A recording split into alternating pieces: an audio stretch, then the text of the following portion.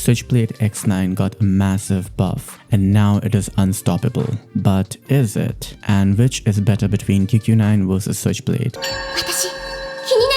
Comparing base stats, AD speed is same at 12 frames, and sprint to fire has QQ9 in the advantage, and the sprint to ADS is pretty much instant for it. Mobility values give Switchblade the edge, especially in this fast ADS movement meta, and as a note, these stats are not final, as Gunsmith is going to change them, so view these stats as a baseline. QQ9 has more bullets in the base mag but slower reloads. The difference is large when the mag is empty, otherwise 0.2 seconds is not a big deal, and hit flinch has QQ9 in the advantage as well. Both the guns have easy recall pattern and we can beam with them, no worries. But Switchblade has a sudden shift of recall, where it suddenly turns to go left, which can cause issues for some and also cause issues when tracking an enemy. And QQ9 will be easier to handle for most. Nonetheless, the recall tends to be subjective, so you can probably control Switchblade better than QQ9 and vice versa. ADS bullet spread for both of these guns is similar, but Switchblade has slightly more spread as we spray more. And for the initial spread, which is also known as taper, there is no difference again.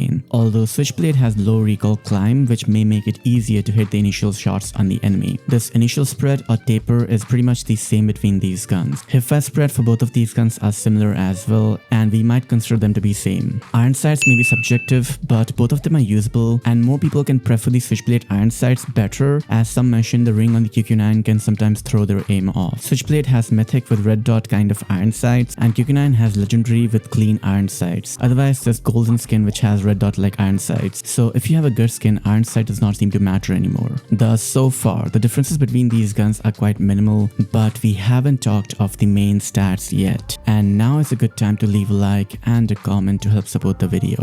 Their damage profile is similar, but Switchblade has higher damage in the first and third range. The third range does not matter much as the difference is very minor, but first range difference can change our tactical consistency depending on the hitbox. Damage does not matter too much as the shots to kill between these guns is the same, but higher damage can help when fighting enemies with lower health. Talking of ranges, Switchblade got buffed recently and has 2 meter better effective range. The fire rate difference is also minimal as it is just 1 millisecond difference in the fire interval, and it does not change the time to kill by much. But the main difference is the time to kill consistency. For Switchblade, the legs and stomach do lower damage, but on QQ9 it's only legs, giving us a larger hitbox for achieving the faster time to kill. Both of these guns have 4-shot potential, but Switchblade gets it by hitting 2 lower arm shots or 1 shot to chest or upper body. Thus, there is some leeway as even if we hit 2 shots to legs, we will be fine. But on QQ9, we need to hit 4 shots to the stomach and above for achieving the 4-shot time to kill, which is very strict, as even a single leg shot and we drop to 5-shot kill. I have heard both sides of the argument, where some say QQ9 will be better as it has larger hitbox for getting the 4-shot kill compared to the smaller area on the Switchblade, while 4-shot is more consistent on QQ9. But at the same time, Switchblade is more forgiving as we can hit 2 shots to the legs and still achieve the faster time to kill, which makes QQ9 more punishing to use as only 1 shot to legs and no more 4-shot kill. Their 5-shot time to kill is similar, but this 4-shot consistency can make or break these guns for you.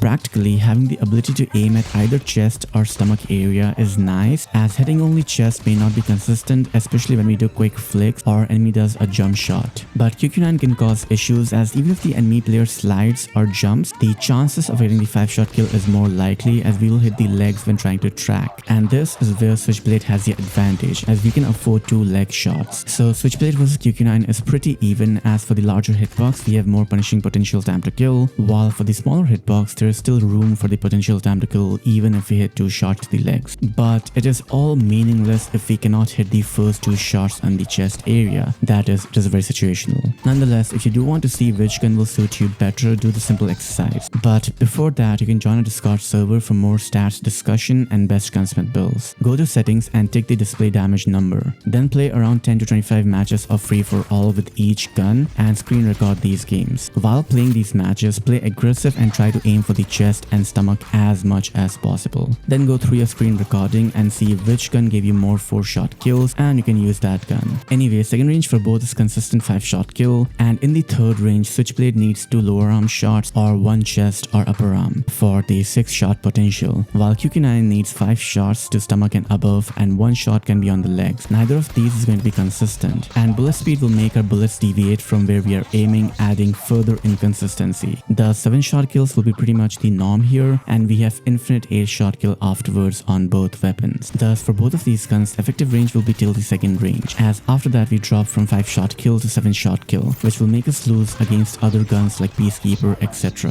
Why playing aggressive and close range is better. But these were only base stats. The common QQ9 build people use is this versus this on the Switchblade, and our stats are very different now. The ranges are similar thanks to QQ9 having better mono and barrel. Their ADS bullet spread is pretty much the same, and the same goes for hipfire spread as well. Recoil for both is still easy to control, but there are some slight changes in the mobility stats. This video took a lot of time and effort to compile, thus please share it around on your social media and help make it popular. I appreciate it very much. ADS speed is 2 frames difference, and movement speed is faster on QQ9, with ADS movement being slightly faster on Switchblade. It's a pretty negligible difference. Sprint to fire is still the same as base, with QQ9 having it better, and we have 4 more bullets in the mag along with extra bullets in the reserve mag. And reload times have Switchblade in the advantage, and flinch continues to be more on the Switchblade. Thus, there is a very minimal difference between QQ9 and Switchblade when we build both for range. Now, Switchblade can use hipfire laser for slightly better sprint to fire and hipfire spread, but it is at the con of making ADS speed slower, and the same goes for QQ9 as well. We will have slightly better hipfire and sprint to fire, but Switchblade still has 0.2 seconds of faster reload speed, which can help in certain modes like control, where enemies continue to spawn around us, but 0.2 seconds difference is pretty small,